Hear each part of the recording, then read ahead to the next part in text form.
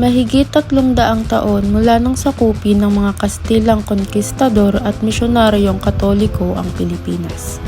Nagmistulang mga batas ang kanilang mga salita, sinusunod ng buong kapuluan. Ang sino mang sumuway ay malupit na pinanghihirapan at brutal na pinapatay. Hanggang may isang tao na nagtaguyod at pinamunuan ng isang katipunan at buong tapang na ipinaglaban ang karapatan ng mga mamamayang Pilipino sa kanilang bansang sinilangan. Calle Beaterio sa Intramuros.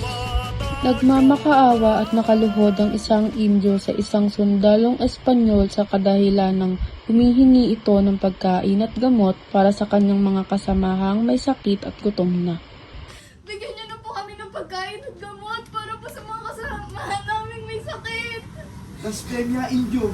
Isang walang kwentang nilalang. At nasaksihan nito ng maraming Pilipino, isa na si Andres Bonifacio.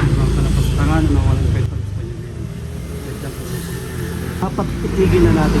Dapat itigil na ang kalapastanganan ng mga Espanyol na yan. Magsisimula na ang pagpupulong ng mga pinuno sa katipunan. Kung ang paghahandang ito ay magsisilbing kapayapaan, handa akong ibuwis ang aking buhay. Tama. Para sa bayan. Para sa bayan. Para sa bayan. Ika-22 ng Agosto, 1896, sa bahay ni Apolonio Samson sa Balintawak. Pagpupulong upang bumuo ng samahang lumaban sa mga Espanyol. Alam na lamang ang mangyayari sa itinatag ng ating kaibigan si Jose Rizal kung siya ay hindi nakita at kinulong na. Paano ang mga sumusunod sa samahang ito? Ha? Ano pa bang aasahan nating mangyayari dyan? Dinadakip na ang mga sumusuporta sa inununsad ni Rizal. Kawawa tayo mga Pilipino. Tayo ang inaalipin sa sarili nating bayan. Ang kinabukasan ng susunod na henerasyon ay ating responsibilidad. Tayo ang nauna, tayo ang may kapangyarihan, at tayo ay may kakayahan upang lumaban para sa kanila. Ikaw, Andres, malaki ang tiwala ko sa iyo. Bilang ina ng katipunan, ikaw na magdesisyon kung anong mararapat para sa atin.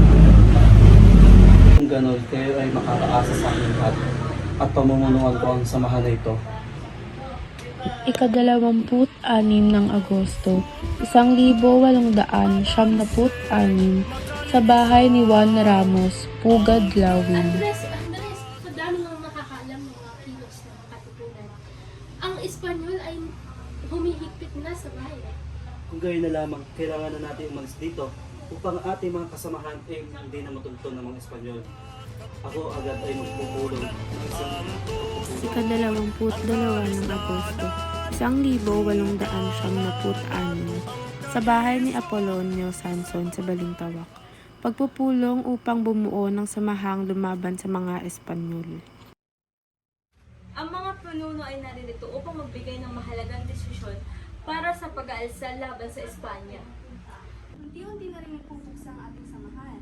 Alam na rin ng mga Espanyol ang gagawin natin. Kailan natin gagawin ang pag-aalsa nito? Kaya kailangan na natin itong gawin. Ngunit wala tayong sapat na paghahanda. Ang ating mga tauhan ay papupurihan lamang sa ating pag-aalsang gagawin.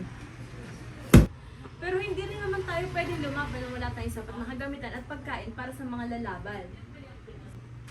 Ito ang kailangan natin isakripisyo. Walang masyadong maaga kung lahat tayo magkakaisa. Hahayaan na lang ba nating magutom ang ating mga katipunero? Kung may importanteng bagay na kailangan, yun ay ang sapat na lakas ng ating mga katipunero. At isa pa, hindi natin kakampi ang mayayaman. Ayon kay Rizal, ang mayayaman ay hindi kakampi ng katipunan. 1, 2, 3, go! Masyado pang maaga para sa pag-aalsa. Supremo, wag natin madaliin ang laban. Magsitigil kayo mga katipunero.